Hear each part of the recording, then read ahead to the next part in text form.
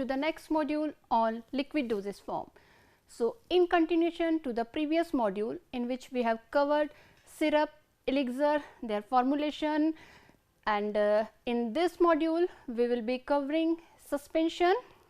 By the end of this module, you will be able to understand what are suspensions, what are advantages, disadvantages of suspension, and what are the different theories of suspension, flocculated, deflocculated suspension, and formulation and evaluation of pharmaceutical suspension. This is going to be our lesson plan: introduction of suspension, merits and demerits, classification, and the ideal properties of suspension, theories and formulation aspect of suspension, stability, as well as packaging and storage. So, pharmaceutical suspension, two-phase system. A pharmaceutical suspension is a coarse dispersion in which insoluble solid particles are dispersed in liquid media, and the particles have diameter for the most part greater than 0.1 micrometer. So, please remember, this is biphasic dosage form, both suspension as well as emulsion. So, there are always two phases. So, let us see what are the advantages of suspension. We can improve the chemical stability of certain drug. For example, procaine penicillin G drug. So, this drug exhibits higher rate of bioavailability as compared to the other dosage form. So, bioavailability, it is always in the following order, like solution has the maximum bioavailability, then suspension, then capsule, then compressed tablet, and then coated tablet. And the controlled duration and onset of action is another advantage of suspension. And test masking, of course, we can mask the bitter taste of certain drugs. For example, chloramphenicol palmitate, it has got the bitter taste, so it can be formulated in the form of a suspension. So, let us see what are the disadvantages. Uniform and accurate dose cannot be achieved unless suspensions are packed in a unit dosage form. Stability problem, it has physical stability problem. There are certain precautions need to be taken for the storage of suspension, and sedimentation and caking may create problem.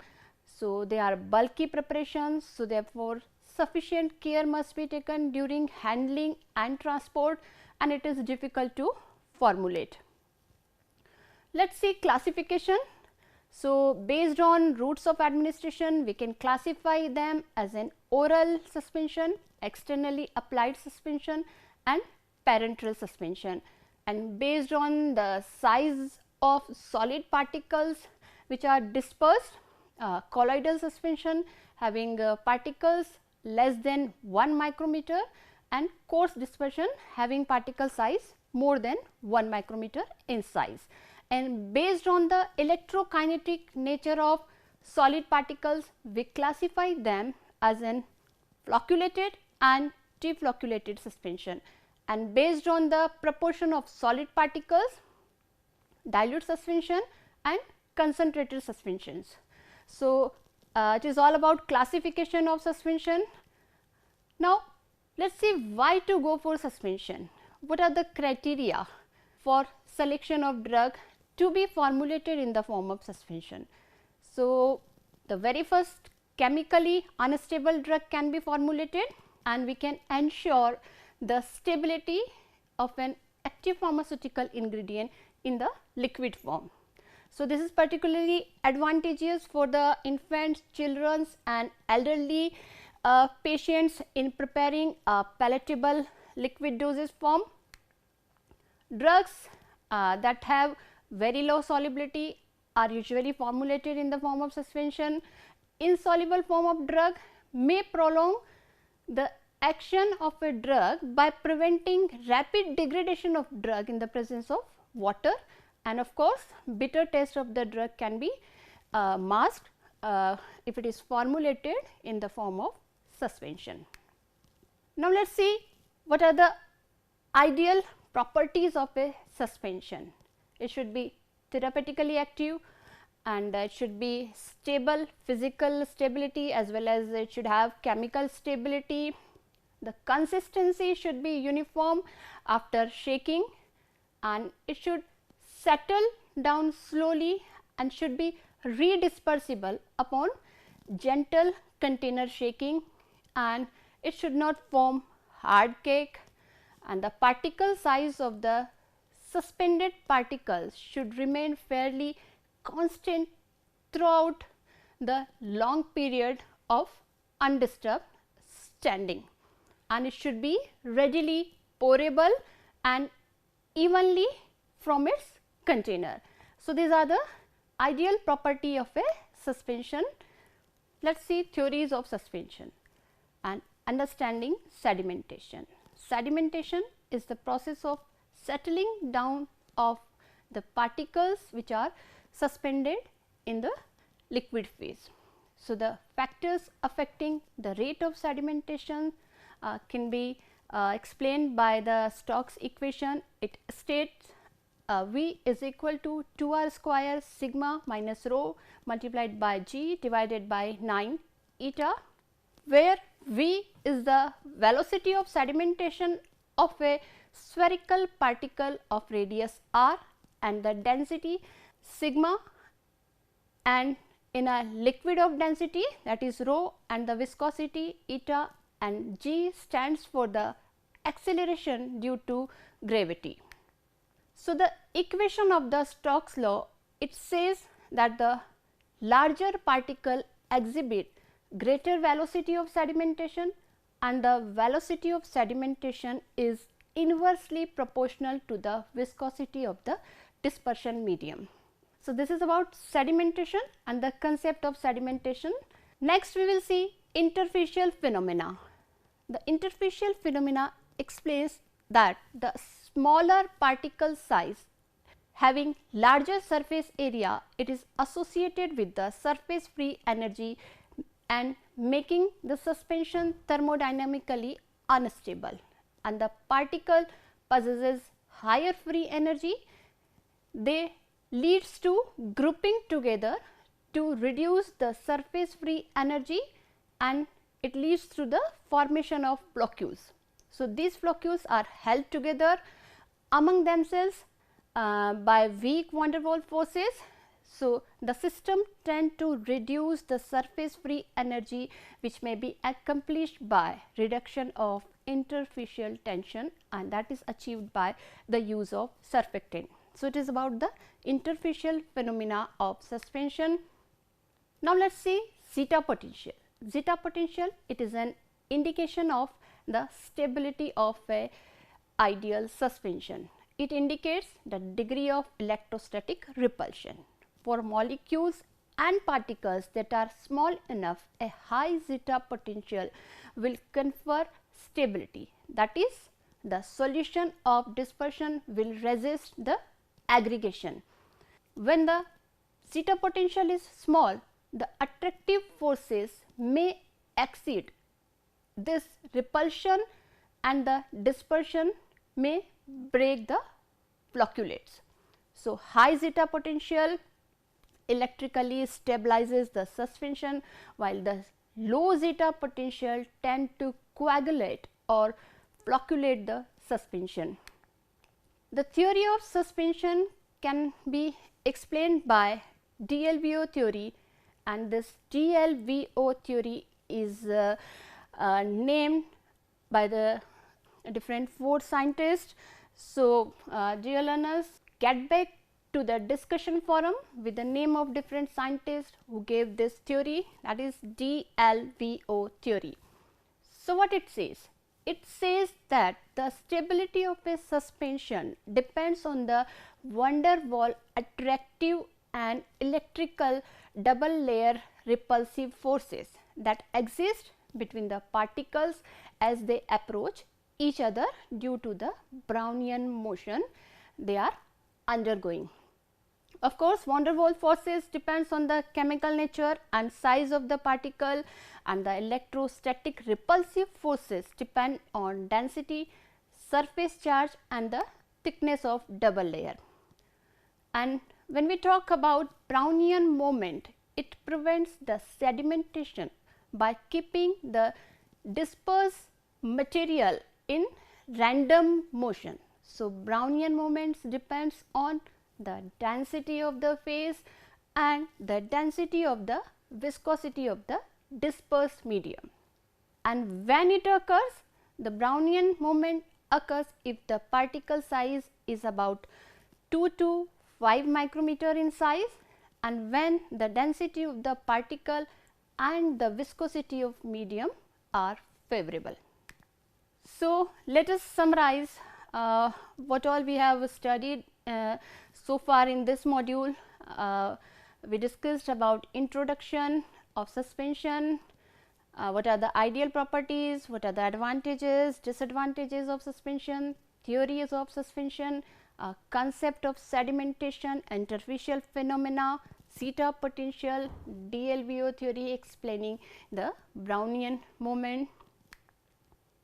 So, next we will see the different types of suspension, flocculated and deflocculated. These are two types of suspension. Now, let us see flocculated suspension. Flocculated suspension, in this type of suspension, the solid particles of dispersed phase aggregate together, leading to form a network like structure of solid particles in the dispersion media. So, the aggregate form no hard cake. So, this aggregation settle down rapidly due to their size, as the rate of sedimentation is high and the sediment which is formed is loose in consistency and it is easily redispersible. So, let us see the properties of flocculated suspension. Loose aggregate. So, flocculated suspension, they form loose aggregate and the rate of sedimentation is high and the rapidly they form sediment. The sediment is loosely packed, particles are not bonded tightly to each other. The sediment is easily dispersed by a small amount of agitation, like the mechanical energy which is needed to redisperse the suspension is less, and it exhibit plastic and pseudoplastic behavior. The pressure distribution in the flocculated type suspension system is uniform at all the places, and the viscosity is nearly same at different depth level, and the purpose of uniform dose distribution is fulfilled by the flocculated suspension. Deflocculated system. So, in this system, the solid particle exists as a separate entity in the dispersion media. The sediment form hard cake and the flocculated system forms loose cake. So, the solid drug particles, they settle down slowly as the rate of sedimentation is low, as sediments which are formed in deflocculated system. So, because there is a hard cake formation, so there will be difficulty in the redispersion. Let us see the properties of deflocculated system. So, particle size is less, the rate of settling is low, the sediment after some period of time becomes very closely packed and a non-dispersible cake is formed which should not be formed. But in deflocculated system, so there is a formation of cake which is non-dispersible or it is difficult to redisperse. So, the supernatant liquid is cloudy even though the majority of particles have been settled. So, there is no clear cut boundary between the sediment and the supernatant liquid. So, this is what about the properties of deflocculated suspension. Now, let us move to the formulation of suspension. Active pharmaceutical ingredient, that will be the main component, and then vehicle, the suspending media, wetting agent, the compound allowing control of stability and sedimentation. So, here we use flocculating agent and suspending agent, pH regulators and other additives like flavor, color and different other different types of preservatives which are used. Drug, that is the active pharmaceutical ingredient with the defined size distribution of the powder and with the defined chemical and the physical stability is used. Vehicle for suspension, we have already covered the different types of vehicle in our liquid oral module. So, the distilled water or deionized water, non-aqueous vehicle and the structured vehicle. Structured vehicle which is used as a vehicle for suspension formulations. These structured vehicles are pseudoplastic and plastic in nature, and it is desirable that the thixotropy is associated with the structured vehicle. So, let us see wetting agent. So, these are the agents, they ensure the adequate wetting. So, the interfacial tension between the solid and the liquid, it must be reduced. So, the absorbed air is displaced from the solid surface by the liquid. So, surface active agent, hydrophilic colloids and different types of solvents may be used as a wetting agent. Surface active agent that reduces the surface tension as I mentioned, and surfactant possessing an HLV value between 7 and 9 would be suitable to be used as a wetting agent. Surfactant like polysorbate, sorbition ester, sodium lauryl sulphate, sodium dioctyl sulfosuccinate. These are few example of the surfactants which are used. Let us see hydrocolloids. So, what are hydrocolloids? These are the material, they include acacia, bentonite, tragacanth, alginate, xanthan gum and cellulose derivative, and it will behave as a protective colloid by coating the solid hydrophobic particle with a multimolecular layer. So, the solvents materials such as alcohol, glycerol, glycose which are water miscible and that will reduce the liquid air interfacial tension may be used as a wetting agents. Flocculating agents, to impart the correct degree of flocculation, flocculating agents are added and they may be electrolyte, surfactant and the different types of polymers. The most widely used electrolytes include the sodium salt of acetate, phosphates and citrate, and the concentration is chosen will be that which produces the desired degree of flocculation in the suspension. Surfactants as a flocculating agent, ionic and non-ionic surfactant both can be used. So, dear learners, please go through from the examples of ionic and non-ionic surfactants and get back to us in discussion forum.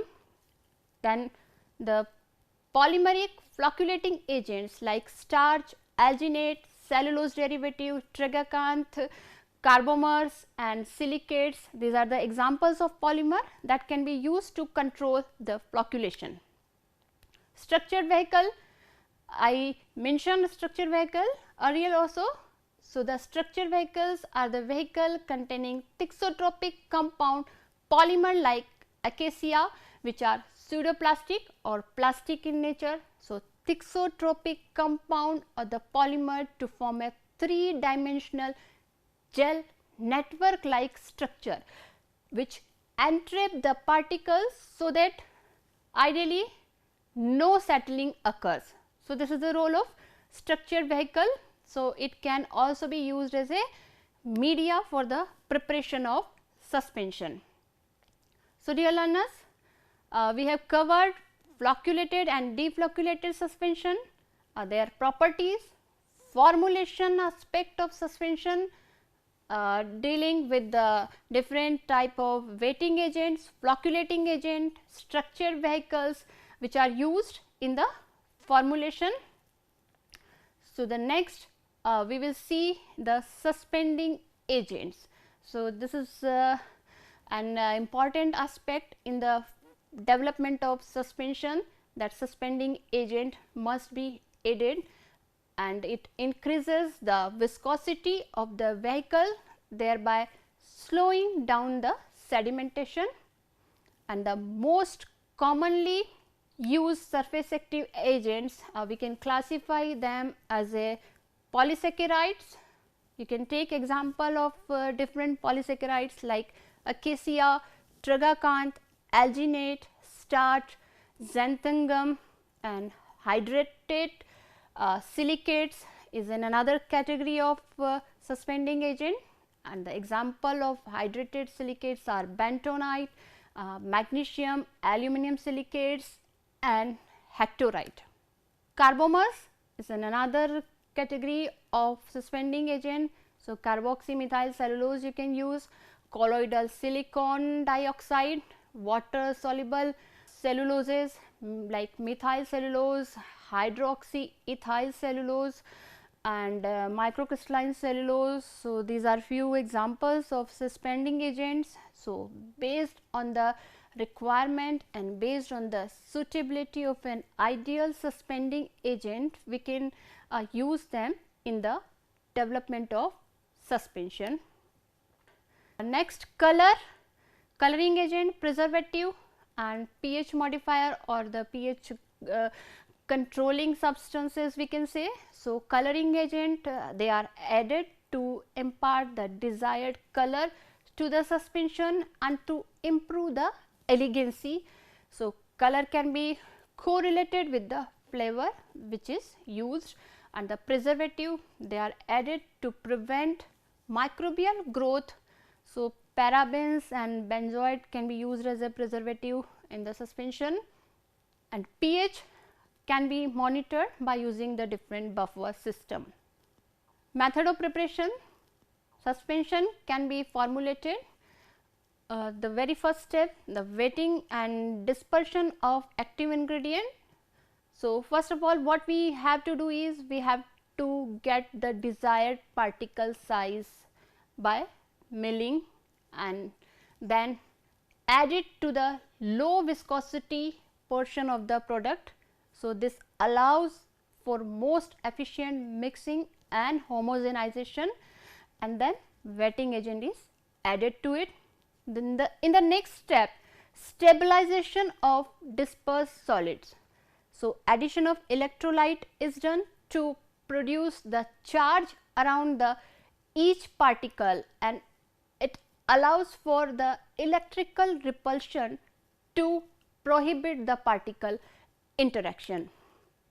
In the third step, we do preparation of vehicle. So, the polymer is added and allow this mixture to stand for up to 24 hours to ensure the complete hydration of the polymer. When the hydration of polymer is completed, the next step is the addition and the dispersion of vehicle. The dispersion of active ingredient is added to the vehicle with low intensity mixing. The mixture is then homogenized to ensure the uniform dispersion of the ingredient, and the next step is the addition of the remaining ingredient and the final mixing. So, it was about the method of preparation of suspension. Methods of evaluation of suspension. So, suspension is evaluated for the physical appearance, color, odor and taste, the particle size determination, the redispersibility, we have to check the redispersibility and the degree of flocculation, zeta potential measurement, sedimentation volume and the rheological measurement. So, we are going to measure viscosity in rheological measurement, pH and the crystal growth. Let us see how to determine the sedimentation volume. The sedimentation volume of a suspension, it is expressed by the ratio of the equilibrium volume of the sediment Vu to the total volume Vo of the suspension. So, F is equal to Vu divided by Vo, the value of F which provides a qualitative knowledge about the physical stability of the suspension. Degree of flocculation, we need to know the degree of flocculation when we are going to prepare a stable suspension dosage form. So, the degree of flocculation, it is the ratio of the sedimentation volume of flocculated suspension denoted by F to the sedimentation volume of deflocculated suspension denoted by Fd. So, beta is equal to Vu divided by Vo flocculated one divided by Vu divided by Vo of deflocculated. Redispersibility. Redispersibility in a suspension can be determined by the number of upside down inversions of the suspension contained in a measure. The smaller the number, the easier would be the redispersibility of a sediment. A number greater than 15 inversion indicated caking. Rheological properties, we are going to measure viscosity. So, different types of viscometers can be used, for example, cone and plate viscometer, cup and bob viscometer, falling sphere viscometer, Ostwald viscometer. These are different types of viscometers which are used to measure the viscosity or the rheological property of a suspension. Zeta potential measurement and particle size. The determination of electrophoretic property like zeta potential, it is useful for assessing the flocculation since the electrical charge on the particle influences the rate of flocculation. So, it can be measured by using zeta meter, and the particle size in the suspension can be measured by using the different microscopic methods. So, dear learners, get back to us with the different types of microscopic methods which are used to determine the particle size in the suspension. Let us see stability of suspension. So, small particle size, and the particle size should be small for an ideal stable suspension, and viscosity should be more for stable preparation. Temperature, so fluctuation in the temperature should not be there. So, it leads to the cracking of the system. What is the label requirement, the special label requirement for the suspension? They are having the small aggregates and the particles dispersed in a liquid phase. So, it should be labeled with shake well before use. So, this is the label which must be there on suspension. Let us see packaging and storage. Packaging, it should be packed in a wide mouth container having adequate air space and should be stored in air tight container protected from freezing, and the temperature fluctuation, as I mentioned, should not be there in suspension preparation. So, dear learners, what all we have covered in this module is all about suspension, different types of suspension, classification, formulation, different theories of suspension, method of preparation, evaluation. So, please go through from the suggested further reading and do take part in the discussion forum if you have any query regarding the content of this module.